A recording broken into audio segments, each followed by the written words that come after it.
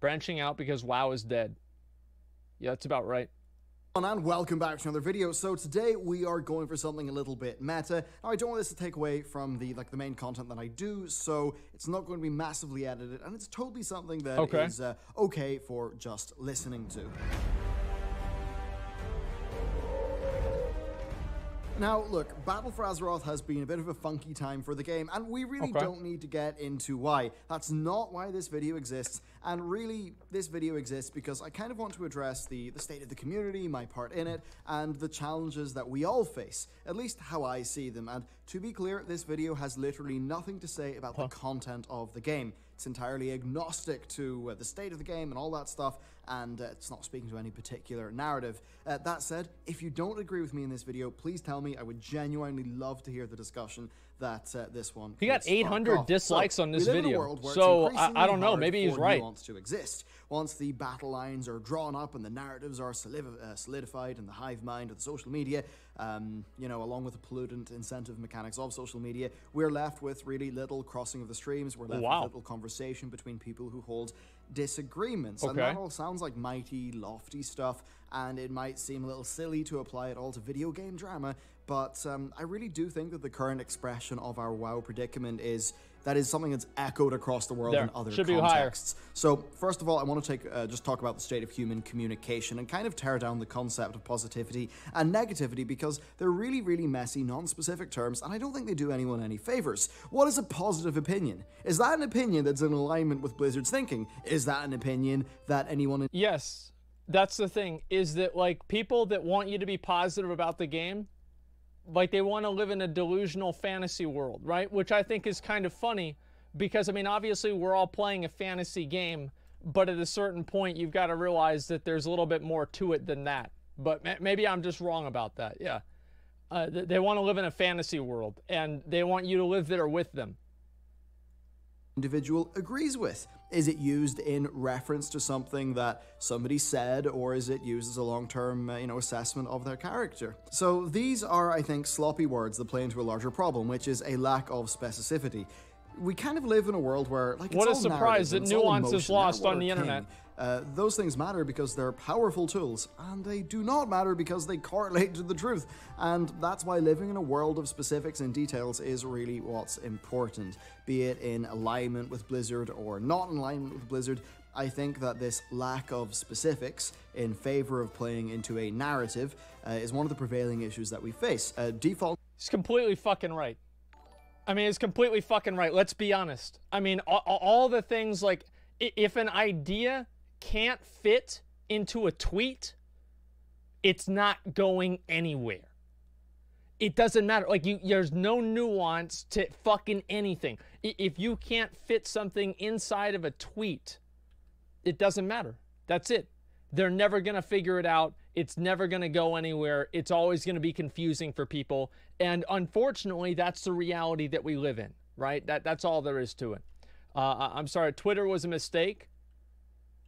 Humanity was a mistake, and Twitter is an outcome of that. Okay, like, there's nothing wrong inherently with Twitter. Okay, the problem with Twitter is that people fucking listen to it, and they treat it like the Bible. Well, I wish they treated it like the Bible, because at least people know the Bible isn't fucking real. All right, here we go. Let's go to the rest of it. Was that too far?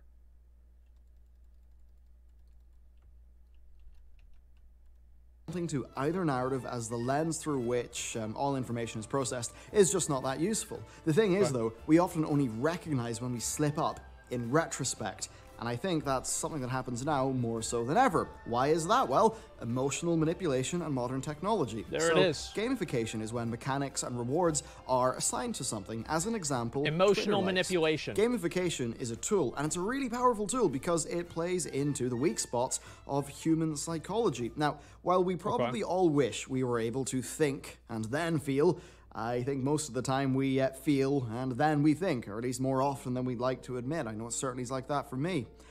It's a totally natural response, but it is a response that's the primary target of many of the mechanics by which our modern means of communication actually works. even if it's as simple as This is a really meta video. He's like talking about how ideas are transmitted between people, and I'm going to give you guys a fucking example of what he's talking about, right?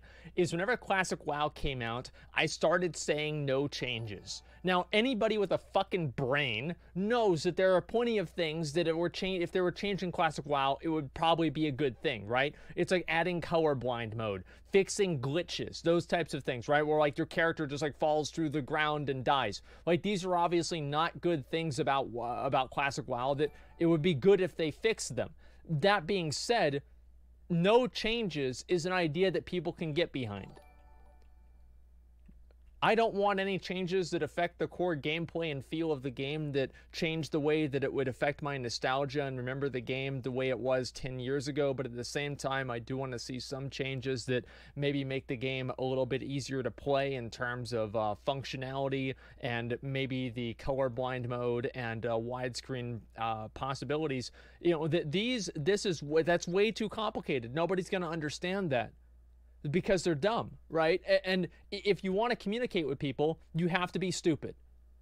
Because if you're not, they won't know what you're saying.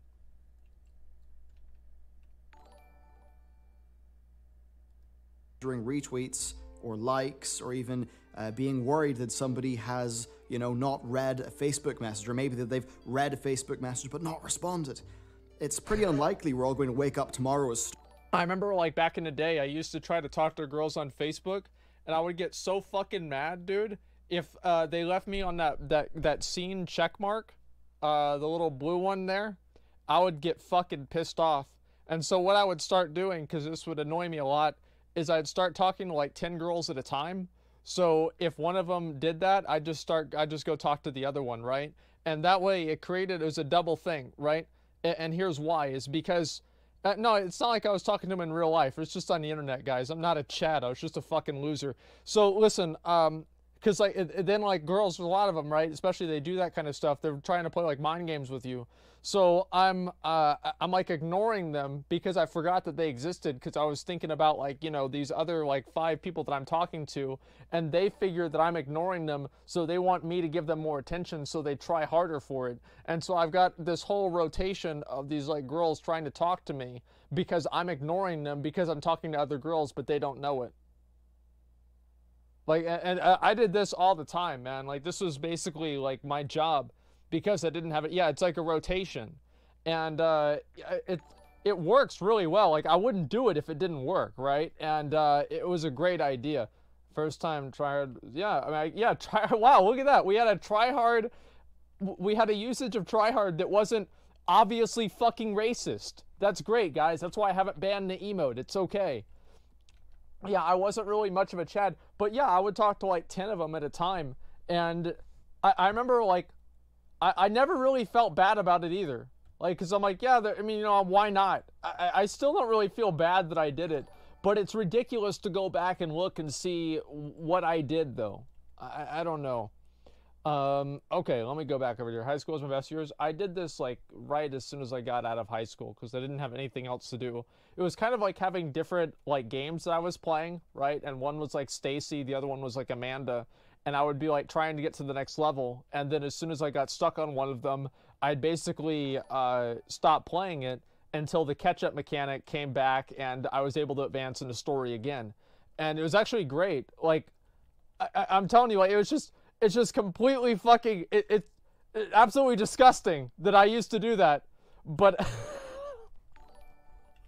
hey man, I don't feel bad. That's the way it goes. I was a terrible person. Fuck them, they do the same shit. Well, yeah, I mean, like, you think, like, oh, you think Amanda's only talking to you? No, she's talking to Tanner, to Chad, to Tyrone, to Bill, to, you know, this other, like, sugar daddy, you know, Robert, the 45-year-old, you know, stockbroker that buys her Gucci shoes. You know, like, no, man, everybody does the same shit, so I don't even give a fuck. Stoics, and therefore be able to deal with... I don't know what that had to do with WoW, but, you know, that's... what I do. When are you doing an achievement stream? Let me see. Let me look at the calendar, man. Achievement stream. Maybe... No, I can't do it on Saturday because Izzy leaves on Saturday. Maybe like next Saturday or something like that. I can plan on doing the achievement stream next Saturday. How about that? Yeah, achievement stream next Saturday, and I go for 30K. I think that would be pretty cool. It's just the only thing about that is like maybe I could do achievement stream on Saturday, and then this Sunday will be Bloodborne. That actually could be really good. So yeah, I'm gonna set that up. Create event. Achievement stream. Okay, I'm gonna invite myself. Okay, creating that. All right, and then create event, because this is the only calendar I ever look at. Bloodborne. Okay, and I'll create that event too. So then I've got an idea of like what I was thinking about doing. Glory of the Desaro War Raider. I'm gonna do it on the 23rd probably. Maybe some of it on the 22nd and finish it on the 23rd. When are you doing an Alliance versus EU Transmog contest? I was thinking about doing it for the Alliance run, because I really enjoy doing that. That's honestly the truth. I just have fun. It's just I worry about the servers crashing again. But we can try it and see how it goes. But right now I want to finish the video, because I've spent like an hour talking about this. Okay, here we go.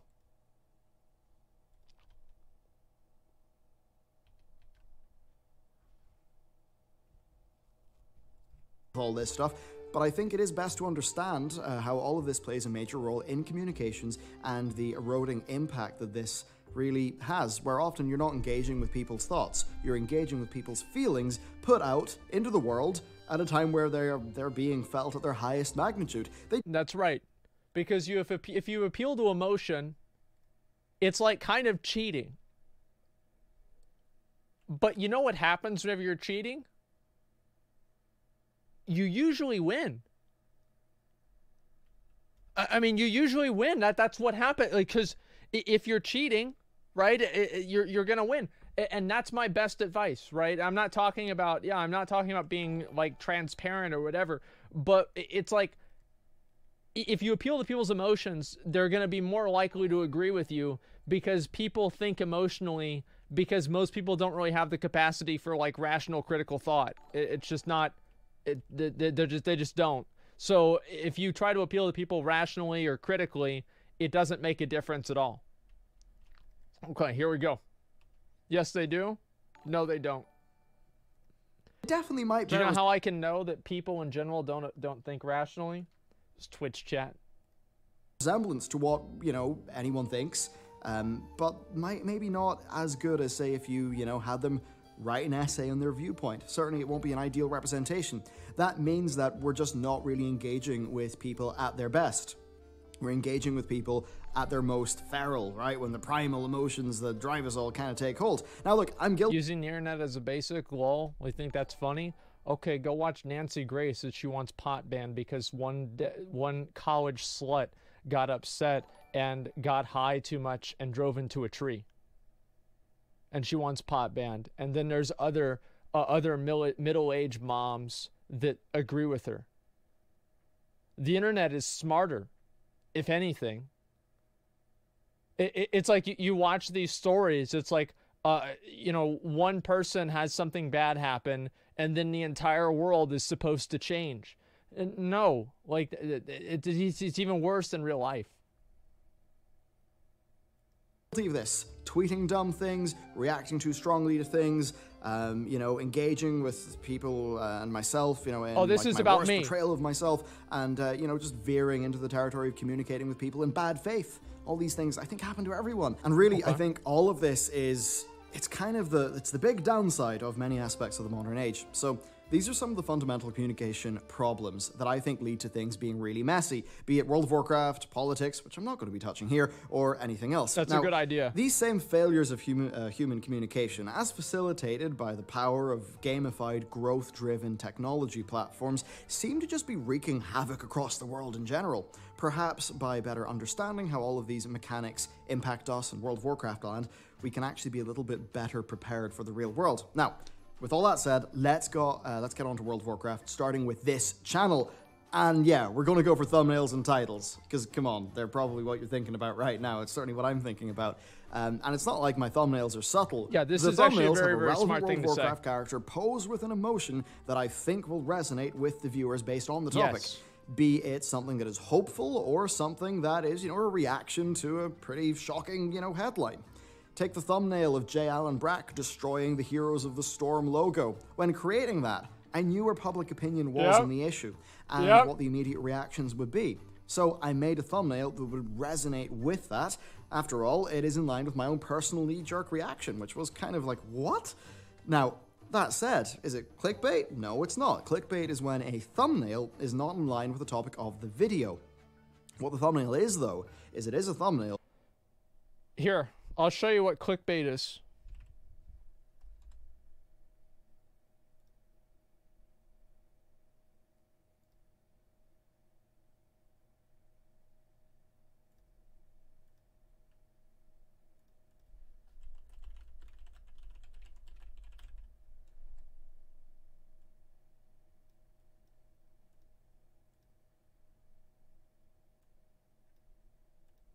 Okay, and then there's these are well, you know what, I was gonna draw boobs, but we're not gonna do that. So then you have a person,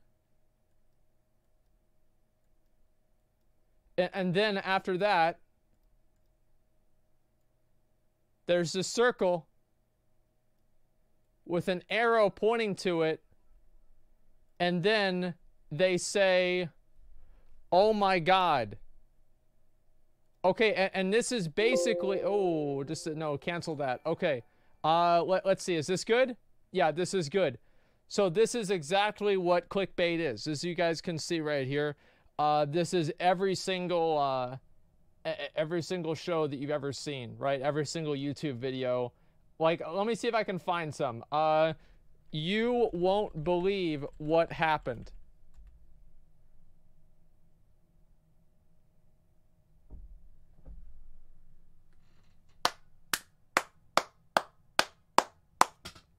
Well, you can't see? What do you mean you can't see? Oh.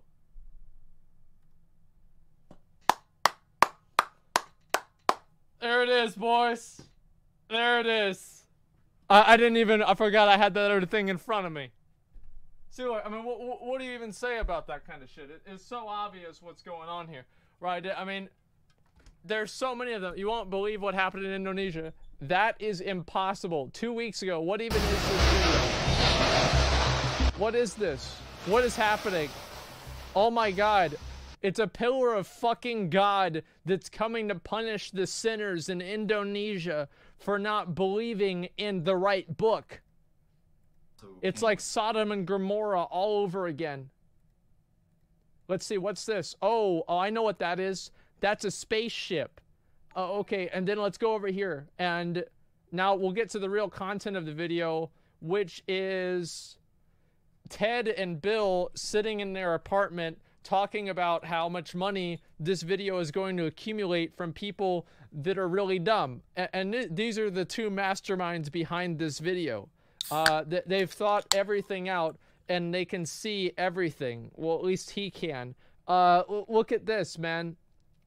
Oh wait, what's that? Oh, it's a kangaroo. Like, really? You won't believe that there's a kangaroo in a pool? I can believe that. It's not a big surprise. You know, I've seen a lot of this kind of stuff before. No, this is a Coke, bro. Don't worry about it. Yeah, it's a kangaroo. Like, wow, big. Wow. Oh wow, there's clouds. Oh, there's a shore. What happens on the shore? Something got rushed up. Something got pushed up on the shore. Well, you know what that obviously is. It's Aquaman. Because he got kicked out of Atlantis again because Avengers is a real thing. Or the Justice League. Who cares? You won't believe that there's a car in the water? Like, come on, guys. Like, I could very well believe that. Like, this is not a... I mean, really, I could totally fucking believe that there's a car in the water. Okay, all right, let's go back to it. Sorry. That is absolutely aware of how it's going to be perceived. Now, once the actual video rolls, then I see it being my job to start off with a knee-jerk reaction that everyone, myself included, has, or, you know, many people, and then progress that to the more slowed down and reasoned position on the issue. The goal of a video like that is to interest somebody based on the wide narrative and then take them towards a more reasoned out position. At least that's the primary reason why I script my content instead of just flicking on the camera and Scripted? speaking my mind. Because yes, everything I do is scripted. I know that... Whenever I used to do my videos, I would have like my notepad, and it would be, where is it? Let me open up a notepad. You know what? Fuck it. I'll do another one of these. Notepad. Okay. Wait, what the fuck? Why is it all the way over there? What the fuck? It's like messed up or something. Oh no, it's behind the frame. Okay, yeah, it'd be like, BFA is not good. It sucks. Legendaries are bad. I don't like Titan forging. Vanilla was the best. There it is. And so that's basically all I need to go on a 30-minute rant. And then that's the short rant. And then there's the longer version, which is my stream. And that goes on for like 4 hours until I just get tired of talking. Okay, here, let's go to the rest of this. What comes... His job is to capitalize on make more videos. Marklo, I really... Can we expand on this? His fucking job is to capitalize on nerd rage and then make more videos echo chambering the calamity talk. Markow44. What specifically makes you think that Bellior is capitalizing on outrage rather than reporting things from his own personal perspective? Right? Like, so how do you distinguish between the two? Because what I'm going to probably learn here is that the difference is you don't like Bellior, so you're ascribing negative attributes to him that reinforce your predisposition to dislike him. And there's actually nothing specific that he has done. I mean, let's be honest. Did he leave? He said no and left. Well, he's a stupid person. I mean, I hate to say it because he's like subscribed to the stream, right? But like, I'm not gonna. I don't want to have people that are dumb just going around being dumb, and it's like people that do stuff like that. They just like make these unsubstantiated claims that are bullshit, and it's annoying for everyone. Probably gifted a sub. Probably, yeah. To my mind immediately is probably not the true form of my reasoned out opinion. Now, I know that running the channel that way is a bit of a high-risk operation, and the downsides are not lost on me. The channel seems to be particularly good at ticking off people who hold a strong opinion on either side. I mean, as compared to that most reminds of YouTube, me of somebody. This channel actually does run at a statistically high dislike ratio. Now, to be upfront on the business side of things, not doing those thumbnails and those titles would decrease video views, probably an average of about 30 to 50%. Yep. More importantly, it would also kill the potential of videos to go viral.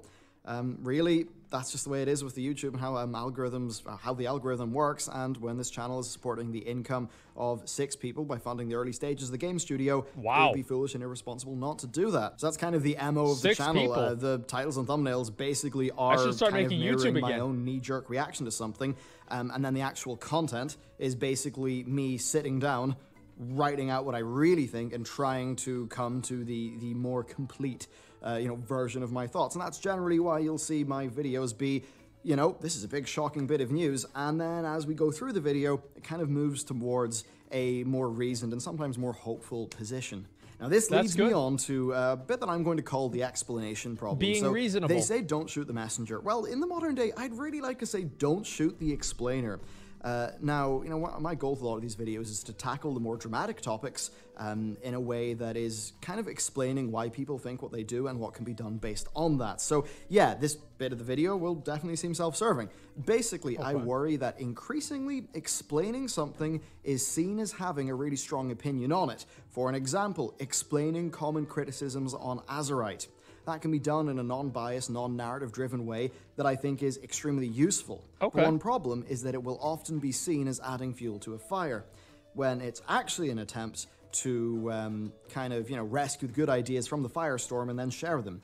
So across the board, I think we see this conflation where talking about an issue is by default seen as taking a Promoting side. it, yeah. And speaking of taking sides, I just want to talk about narratives and WoW, because the binary positivity and negativity problem is something that's really noticeable from my position. Now, of course, my ability to see I've seen this a lot is too. because, you know, of all of you supporting my content. What I have noticed is, as an example, you know, I'll do news and I'll be disliked bombed for being negative. Then I'll do a video where I'm genuinely excited about the lore, and that'll be disliked you're a bombed shill. because WoW's dead, and why am I bothering? At least That's according right. to the comments.